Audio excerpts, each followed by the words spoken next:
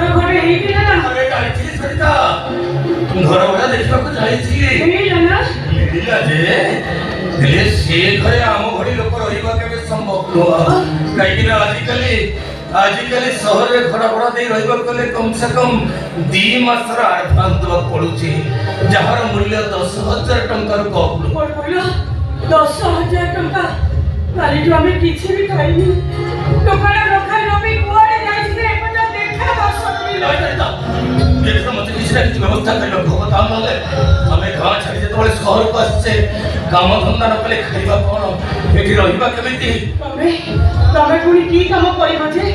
ବରଂ ତ ବାପୁ ଘର ଦେଖିଲ ମୁଁ ଯାଇ ସେଠି ଚାକରାଣୀ କାମ କରିବି। ମୋର ବୁଝ ସରିତା ମୁଁ ବଞ୍ଚି ଥାଉ ଥାଉ ତମେ ଯାଇ କାମ କରିବ ନାଇଁ ଯେମିତି ଗୋଟେ କାହିଁକି ମୁଁ ସ୍ଥିର କରିଛି ସେ ପାଖରେ ଯୋଉ ଷ୍ଟେସନଟା ନାହିଁ ସେଇ ଷ୍ଟେସନରେ କାଲିଠାରୁ ମୁଁ ପୋଲିଗିରି କରିବି ନହେଲେ ଆମେ ଏଠି ରହିବା କେମିତି ଖାଇବା କଣ ଓ ତମେ ଆସିଲେ ସରିତା ଆସ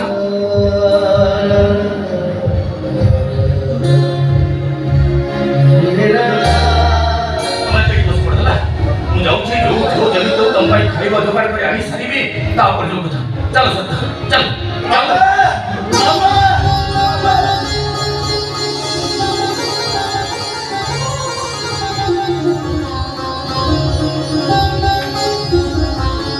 देखो बाबा मो तमना पे खाइबा नहीं गेसी सुरज तो पाखे तो कोटे टंका नथिला तू कोठो खाइबा आनु रे? मामा मो टंका रोजगार करूची सकाळ ए पर्यंत बस स्टैंड रे मो हक्कर काम करथिली कोन कहलो? तो बस स्टैंड रे हक्कर काम करी आप पई खाइबा आनिछु। अरे तोर पुरे कोटे गोड़ नहीं छोटा गोड़ रे हक्कर काम करी खाइबा आनिछु।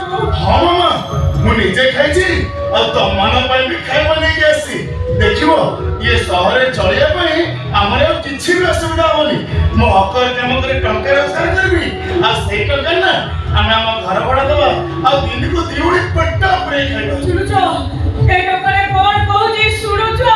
अरे सुनुचे जे सरिता हेले टोकाटार कथा सही कथा रहइबो तमे कहिला सरिता खाली खाई कि रहि गेले कोन हो अरे तुम तो प्रेमटिव ମୁଁ ତ ଗୋଟେ କ୍ୟାନ୍ସର ପେସେଣ୍ଟ ଆଉ ଏମିତି ଗୋଟାଏ ରୋଗ ଭଲରେ ଛଅ ବାବା ଭଗବାନ ଏତେ ନିଷ୍ଠୁର କେବେ ବି ହେବେନି ଏ ଅକର୍ମଣ ସୁରଜକୁ କେବେ ବି ବାପା ମା ଜଣ କରାଇ ଦେବନି ତମାନେ ଦେଖିବ ତମାନେ ଭଲ ହବା ପାଇଁ ଭଗବାନ କିଛି ନା କିଛି ରାସ୍ତା ନିଶ୍ଚୟ ଦେଖେଇବେ ବାବା ମାମା ତମାନେ କାଲିଠାରୁ କିଛି ଖାଇନ ନା ଚାଲ ଆଜି ତମାନଙ୍କୁ ମୋ ନିଜ ହାତରେ ଖୁଆଇଦେବି अरे सुनी पड़तो सरिता केस कहूची तेते अजुक सरी गलानी बोली अरे मु कहूची सरिता एबे भी तेते अजुक अछि एबे भी श्रवण कुमार बोलची जे ए देखो सरिता ई हो श्रवण कुमार ये हम सुरज सरिता ये हो श्रवण